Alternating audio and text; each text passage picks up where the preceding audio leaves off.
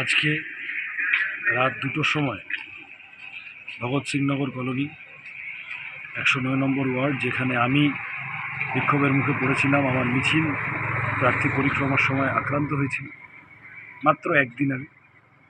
আজকে সেই 109 নম্বর ওয়ার্ডেই ভগৎ সিংনগর কলোনিতে রাত 2টোর সময় তৃণমূলী মস্তান, তারা সবাই এলাকার লোক না, বাইরের লোক কিছু আছে, তারা বাড়ি বাড়ি যায় এবং গিয়ে সিপিআইএমের দেওয়াল কেন লেখা হয়েছে, সিপিআইএমের হয়ে বুথে বসা যাবে না, সিপিআইএম করলে আগুন জ্বালিয়ে দেবো ঘরে, কপালে বন্দুক ঠেকানো, বন্দুক নিয়ে ওপেনলি থ্রেট করা এবং মহিলাদের অ্যাসল্ট করা, সমস্ত কিছু করে হুমকি দিয়ে আসে।